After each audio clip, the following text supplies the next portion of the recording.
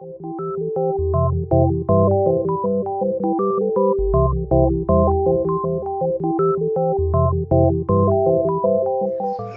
right. Good morning, everybody. Thanks for showing up early. I know this is an earlier talk, but I appreciate it. I'm going to be talking on something a little bit different today. So this is a new type of talk for me to do.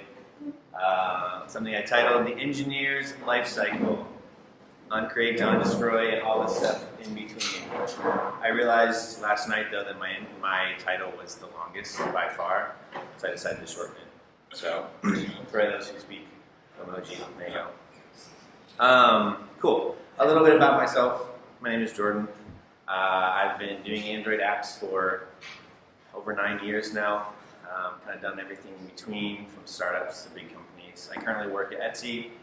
If you want to work for a great company and a great team, or the back corner, we do some pretty awesome work. And I like any opportunity I get to show off my family. So, yeah. But this is a weird talk, weird title. What is this talk actually about? So, what I wanted to focus on today, what I wanted to talk about with this topic is something that's not normally talked about. It's a non-technical talk. It's not even a soft skills talk. It's actually something more, a little bit more on the personal side of things, I guess you could say. But really what this is about is where professional progression, how you move through your career, how you have a long career, and what do you do when that career clashes with your personal life. So, but first, something that I've started doing for a while now. I always have this fear that people come to my talks, they don't learn anything, they leave not knowing anything new. So yesterday we had a great talk on motion layout, where we also got to see pictures of dogs and rabbits. So today, as a way of trying to teach you new things, I get to introduce you to some of my pets. So let's talk about bees. I'm a beekeeper. I've been a beekeeper for a couple of years now. And as most of you know, there's a thing called a queen bee. There's one queen bee per colony, and she's kind of a big deal. She emits a pheromone. That's how all bees in her colony identify themselves, is by this pheromone. As you can see here, you can see it's a little dark. That's a queen cell. So this is what a queen looks like before she's hatched. A queen is made under quite a few different circumstances. If the older queen is underperforming, if the hive is getting too big, they'll make a new queen, and then they'll do what's called swarming, so they'll actually split in half. Queens are very competitive. There will be more than one of these if they're making queens, they'll make more than one, just to make sure that they're safe, so they have at least one viable one. And then if there's more than one that hatch, they fight to the death. It's pretty cool. So there you go. A little bit about bees. If you don't get anything else from this talk, hopefully you at least learn something. And if you happen to be somebody who's interested in Android and also interested in bees, you and I should talk, because we will get along very, very well. So, back to the topic, professional and personal. This talk kind of stems from a number of things for me personally. A lot of good discussions I've been having with people over the past 2 years. Kind of some changes in my own life as I go through different life phases, and then just also this perpetual fear that sometimes I'm falling behind. Sometimes things in my life get too busy, I fall behind, and where do I leave myself? And, where do I go from there? But I think one of the things that I got to start out with, and one of the things that's worth noting right off the bat, is there's something that's special about mobile engineering. Now, I don't claim that any of these facets are unique to mobile, but being in mobile for as long as I have, I can say that collectively mobile is special. There's something special about mobile engineering. The first thing I would call is focus. We work on platforms. We work on singular platforms that have specific tools. We can create tools on top of those platforms, but this creates a lot of shared experience amongst us. You can go into a room of Android engineers or a room of iOS engineers. You can drop a few key terms, and there will be a shared understanding, a shared either pain or joy or whatever. I think that's something that's very special for mobile. Another thing that's special about mobile is kind of how I view as intentionality. We build very special products for people to use in very special settings. We build things that people use actively and passively through things like notifications. Our products should be very focused in their use case. And so what that does is that forces us to build intentionally. We have constraints. We have screen sizes. We have battery life. We have network concerns. And I think that intentionality allows us to be very focused on the products that we build. And that's a good thing. That's not a bad thing. That's probably one of my favorite things about mobile. And then finally, community. As you can all attest, you're all here. Community at mobile, for mobile, is special. If you happened to be here last year, you heard Dan talk about that extensively. That was actually one of the impetuses for this talk, was calling out how special the community is in mobile. So, where did I go? With this talk? This is very dark, I apologize. But what I wanted to do with this talk, I didn't want to just get up here and tell you about any of the experiences that I have. That's not what anybody needs. What I wanted to do is I wanted to talk to people that I respect, talk to people that I've seen I've known either personally or professionally, people that I know their investment in their craft. I've seen them grow over years. I've admired them from afar, whether it's through things like Twitter. I've been connected with them through the community. I wanted to sit down with these people. I wanted to ask them about their professional journey, and then I wanted to kind of get into what does it look like when your personal life and your professional life clashes. So, very big thank you to these people. I reached out to some other people. It's okay that people didn't respond. I was very happy with this is a great group of people. If you ever have a chance, you should definitely talk to them. They have a lot of really good insight. But before I get into any of the results of those questions, disclaimer. This is a very broad topic. This is not something, don't need that cursor there. This is not something that any singular person can cover in any singular talk. Professional journeys vary greatly as you go through your career. Personal things come up that no one can predict. I don't know anybody's situation, so none of this is supposed to be prescriptive in any manner. What this is supposed to do is, ideally, this is supposed to demystify some things that are common for people who share our discipline. I want this to be a thing that you can come away from. If nothing else, you have a better understanding as to some of your colleagues. Maybe you feel validated in the way that the things that have happened to you, things like that. So, I can't cover it all, but I'm going to try or cover some of it. So, as any good programmer does, I start at point zero. But as I was talking with these people, what kind of became apparent was that there was this very rough, kind of what I call the professional arc. Now, this arc varies from person to person. Nothing about it is consistent. But the one thing that I did note, and the one thing that was actually really surprising in every single person, I will try to not use the word all in this, because all assumes a lot. It assumes that everybody is here, is here for the same reason, is going through the same thing, and that's not true. But everybody I talked to, and a lot of people that I know, got into this with a singular starting point, and that's that we like to solve problems.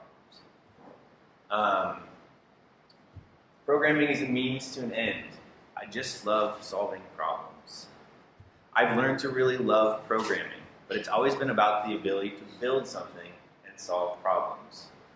The biggest thing I've found to keep myself interested for a long-term career is finding a problem I'm interested in solving and attempting to solve it. This is a common thing that a lot of us, I think, have. Now, if you don't have that, that's perfectly fine. That doesn't mean that you got started off on the wrong point. But I think it's a good thing to keep in mind. We're all problem solvers. It's something that we're all very passionate about. So, you have this common starting point. You like to solve a problem. Progressing through your professional arc. What's the next step? I think there's this concept of a toolkit that kind of formed through these discussions. You develop this toolkit through a couple of different ways, but the idea is the toolkit consists of literal tools or norms or practices or things that you like to do to solve the problems that you want to solve. And so how do you maintain this? How do you build this? Three things kind of came out of the interviews. There's kind of a progressive format to how we evaluate our tools. I think we start off with a passive evaluation. There are a lot of tools being developed. People in this room are developing tools, and they're all incredible. We can't use them all. We can't investigate them all. We can try as best as we can, but there's always going to be more. There's always going to be more than you can do. So you develop this passive evaluating tactic. You pull things through almost an osmosis-like state, whether it's through resources that you consume or whatever. What you do is you're becoming familiar with the tools of your trade without actively pursuing them at the time. Second, we enter a filter stage. We pay attention to these tools, we take their temperature against the community, we see how people are using them and adapting them, we see if they align with how we like to solve problems. And finally, we kind of enter an active state. The active state is more when you're actually putting your hands on the keyboard. You are now evaluating the tool for yourself. You're trying to see if it fits how you like to solve problems and if you want to add it to your toolkit. And this is not a one-time process. You will continue to evolve your toolkit over time. But one of the things that came through clearly as I talked to people who were more experienced, these first two phases become much more critical. You find yourself much more efficient at passively observing and filtering out things that are no longer relevant to you, and your active development time is shorter but much more intentional. And so what that does is that allows you to continue to hone your craft without putting as much time into it. There is an awareness or osmosis that you can pick up information, speaking to the passive. There's a key part of developing as an engineer is your approach to cynicism. You can either wallow in it and allow it to consume you, or you can embrace it. Understand your cynicism as a validation of your experience and use it to help others. So this is more on the filter side, right? And I think that this is something worth talking about. Is cynicism is probably in this context maybe is a little like clickbaity in a sense, because you can argue that cynicism is a bad thing. But I think the idea behind it is important, and that is your experience and the things that you evaluate over time give you the ability to filter, give you the ability to see patterns that maybe are repeated. So maybe this is actually a problem that's already been solved elsewhere. Don't use that as a way of trying to better yourself compared to your colleagues. Use that a way is to help others learn and to use that experience as a way to validate and help. And then finally, understanding the context in which you have to make the decision is extremely important, to which you speak to the active. So, we have our starting point. We like to solve problems. We've now moved through and we're starting to develop our toolkit. It's being actively evolved as we go. We're good at solving problems at this point. And we're starting to get notoriety. We're starting to move up in our company. We're starting to start to think about things not just as like an individual, but more as like a bigger picture. So we move on to career mobility. This is where you kind of step back from your individual skill set and you start to perceive yourself as a professional. How many people in this room can relate to this graph? I don't even know. It's funny because this to me is like, this is exactly where I started engineering. But I don't know if it's a generational thing that's going away, and if it is, that's great. But when I started, and when a lot of the people that I talked to started, there was this unspoken, or sometimes spoken, fork in the road that you had to make. You could only be an engineer for so long. You eventually had to really start to hone your craft and become an architect, or you had to go to be a manager. You couldn't stay the engineering route forever. Some people literally have this in their career maps or their career ladders. Other places, it's much more of a social pressure as to like you've been an engineer for how long? You haven't moved up to architect, or whatever like that. But what about in the middle? What if we wanted to keep going forward? I always felt like I had to move up. I had to pick a path. Another quote, these are two different quotes. I don't want to be a manager. Do I go the architect route? Maybe, but I like to be hands-on. So these are people in your field who, whether it's through specifics in their company or just social pressure, that feel like that's the way that they have to go. We learned that a while ago. So that led to a very obvious question to ask. And I got to ask this to all 6 people. But basically, how long can you see yourself doing this? How long can you see yourself being an IC or an individual contributor?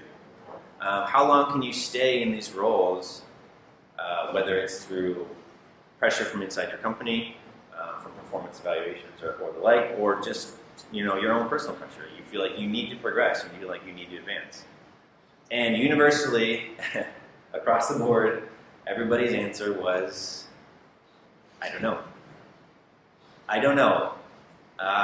Everybody's still trying to figure it out.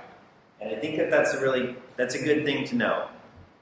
No one has this figured out. When it comes to your career map, when it comes to career mobility, your colleagues necessarily don't know where they want to go.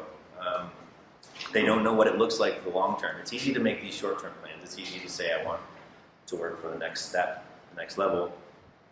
But what do you do when you are where you want to be, but you feel the pressure to be somewhere else? So that led to the next question. Can we better celebrate a long engineering career? For me personally, this actually was one of the most beneficial things about doing this talk, about talking to these people. I realized that I wasn't celebrating where I was, what I was doing. The work that I was doing was good work. The work that I was doing was work that I enjoyed, but I didn't celebrate it.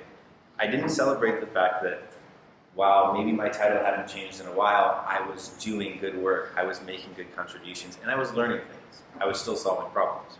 So, I think this is something that I definitely have taken away from all the conversations and will continue to work on as I go. And please, don't get me wrong, professional advancement is not bad. It's absolutely not bad at all. You should advance if that's what you want to do. But I think we need to try and work to remove the pressure to force that on other people who don't want it. I think we should learn to celebrate more. So this can all kind of be summed up in a quote by Dan in the interview that we did with him. And in U.S. political culture, I will redact it. But if somebody's happy with the work that they are doing, why would you mess with that, let's say? This is a posture that I think more people should take. And this is, as some of you, most of you know, Dan works at Basecamp. Basecamp is the anomaly to pretty much everything everybody does. But I wish more places were like this, because I want us to celebrate people who are doing good work. I want us to celebrate people who are happy with where they're at. So, this kind of transitions into possibly the hardest part of this, the hardest part of these interviews that I did. We've got our starting point. We like to solve problems. We're developing a toolkit. We're becoming better at our craft. None of these stop. These continue to be the case. We now at least have some semblance of a career, what trajectory that we want, whether it's I want to stay exactly where I'm at, or I don't know. All of those are perfectly possible for career progressions. But what happens when all of that professional energy, what happens when all of that, the zeal that you bring to what you do, clashes with your personal life? What happens when things outside of your computer, when things outside of, outside your computer, could be inside your computer actually, but things outside any professional context start to come in contact with things going on in your personal life. So this ended up leading us down a trail of prioritization and trade-offs. And it seemed like the more people I talked to, and I think most of us would say that this is the case, this may be obvious, but I think it's worth calling out because I think it helps us process through some of these prioritization things that we go through. But there are two different levels of prioritization. There's a micro prioritization and a macro. If you imagine your micro prioritization, what that looks like is, in a sense, that's your daily to-do list, right? These are the things that you're trying to accomplish in a short term. This is an ever-changing, ever-shifting list of priorities. And it depends on time of day of week, the month of the year kind of thing. But if you step back from that and you look at it from a macro level, we also have priorities. These tend to be more about where you are in life. What season you're at in life. They don't really impact your day-to-day necessarily, but they create a posture for you to carry through your day, week, month, year. Both of these change. Micro changes obviously pretty often. You can have a day where today is a personal day. I'm going to just focus on developing relationships. I'm at this conference, which is professional, but I want to focus on meeting new people. I want to focus on developing relationships. Macro is a season in life. Through either subtle changes or very sharp, drastic changes, your priorities in life can shift. And so you can enter a personal phase in life where the number one priority for you is your relationships. Everything else takes a back step to that on a larger scale. Or you can enter a phase in life where everything I want to focus on right now is professional. Professional will help feed me in the future, will help take care of the things that I want to accomplish, will lead me to be more happy. I think being aware of the two different levels of prioritization is important. In the larger perspective, it's family first. But within that, it's constantly shifting. Obviously speaking to both macro and micro. Work is an important part of my life. The Android community is an important part of my life. Those things are not at odds with each other. I just need to balance them out in the moment. This is a good one to point out because I think a lot of times, once again, going back to Dan's talk last year, a lot of times, like, the community it can take a lot of your energy, it can take a lot of your time. And that's okay. If you have that time and you have that energy to feed in the community, everybody benefits. But the good thing is, there's a lot of us in it. If you don't have that time, if you don't have that energy, if that is not your prioritization at the moment, you get to pull back and somebody else gets to step up. That's the whole point of the group of us, the community here, supporting each other. So, I was supposed to I forgot to jump to this slide after some context, but we'll talk through it anyways. I kind of started to develop this idea that there are three different ways of approaching prioritization. There are those who prioritize correctly, there's those who prioritize incorrectly, and there's those who prioritize correctly and execute incorrectly. I am number 3. If you're familiar with this scene from 30 Rock, or if you're not familiar with it, basically Liz here is trying to race to the airport to stop her boyfriend from leaving. And but it's also sub day at the office. Sub day only happens once a year. The subs are the best thing ever, and no one knows where they come from because they come from the union workers. They bring them in as like a special thing. No one knows where they come from, so you can't even get them outside of this day at work. So as she's racing through the airport, she hits the line of TSA. The TSA agent says, "I'm sorry, you can't bring that through." So to Liz's response, she says, "I can have it all." And she tries to shovel the sub into her mouth before racing through TSA. That's my approach to prioritization. I learned as I talked to these people, I prioritize things correctly, but I still want to do it all. I feel like my priorities are correct, but I still feel like I can accomplish all of the things anyways. So, try not to do that either. It's not as helpful. One other thing to call out, and specifically in this, and it came up in a couple of the talks, and I think it's worth mentioning because it is important, is relationships. Now, this can be any type of relationship. This doesn't have to be, this can be friendships, this can be any type of relationship. It can be a relationship with your pet. Doesn't matter. That is also a priority, and those are very important. And I actually got to give some really, really great stories from people who had to make those prioritization decisions. They had to understand that at the macro level, professional was the thing right now, or personal was the thing right now. Neither was wrong. They made those decisions, and they are better for them. But as you can see, leaving job for relationships, or putting relationships on a pause for a job. There's no wrong choice. It's just how you prioritize. So, as I was conducting these interviews, there was one thing that I was trying to be mindful of. I didn't want to like push any interview in the direction that I wanted to go. I wanted it to be a very much open book, as someone is able to tell me their journey, and I do the hard work of trying to consolidate that down to something that makes sense. But there was one point that I did want to actually specifically ask about with each of the people I talked to, and that was on the topic of burnout. Your relationship with burnout may be super personal, it may be very general, it may be something you've never experienced, it may be something you're all too familiar with. I wanted to know how they had experienced it, if they'd experienced it, how they'd experienced it, and how they got through it. As you can imagine, it's a very complex subject. Once again, I am not an expert, but I think there's value in the stories that people tell, and the stories that people tell are very different.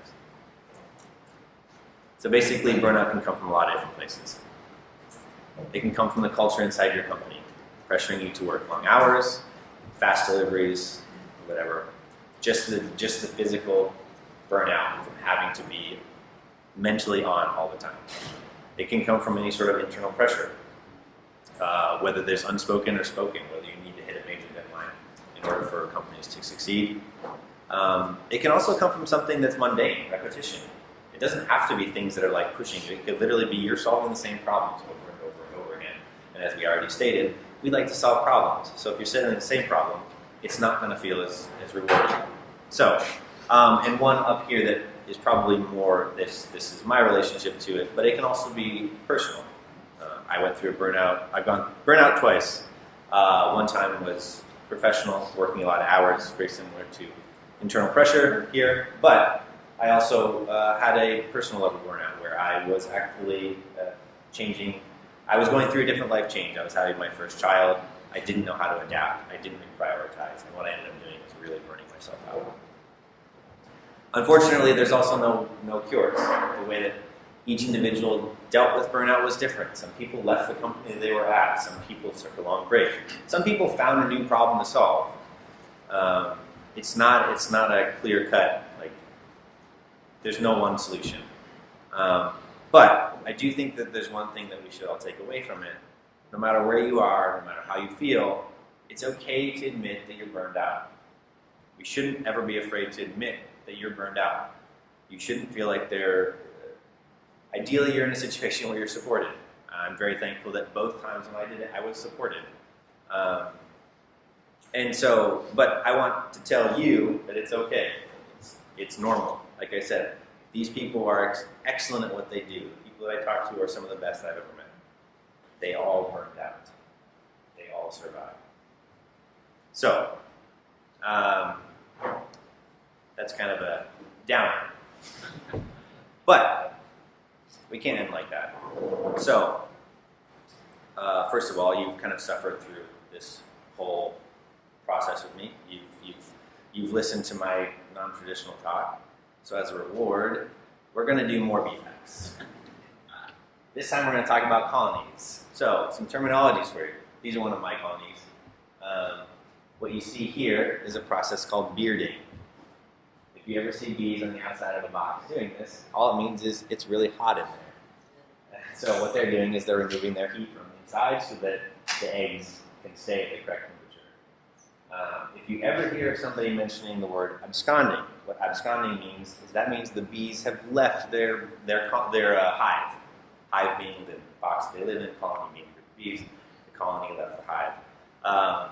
This can be for any number of reasons. They don't like it, you're a bad beekeeper, whatever. And then if you ever hear the term swarming, as I mentioned before, swarming means either they are constrained for resources or they've gotten so big that they actually need to split in two because they can't support everybody. So that's what a swarm is. A swarm is actually a good thing for bees, not a good thing for beekeepers. But yeah. So I want to finish up with this. There's a lot to take away from this talk. Like I said, I was really challenged by all the conversations that I have. And I kind of came away with 3 things that I personally want to focus on. And I would encourage you to as well. One is solve problems. That's why we got here. That's why we got into what we do. That's why we love what we do. So don't ever forget just to solve problems. 2 is to celebrate. I know I'm personally going to try and celebrate the length to which I've had a career, the things that I've done, the things that I do on a regular basis. Less worrying about where I'm going and more worrying about what I'm doing. And finally, ask questions. The people that I talked to were amazing, but the best part is they were accessible. Everybody there didn't hesitate to respond to my questions. They gave me their time, and it was really, really, truly an awesome experience. I'm glad that I took the time to do it. I was terrified of doing this talk because I didn't know how people would respond to it. I didn't know how the people in that, I was asking a lot of personal questions. People were super, super responsive. And even since then, I've literally been having, as I explained the talk to people here, I've been having great conversations. People have been telling me their stories. It's pretty awesome. So, once again, if you don't know these people, you should know them. They're fantastic. I want to thank them once again for giving me the time, for telling me their story. And I think I ended early. That's okay. So, thanks.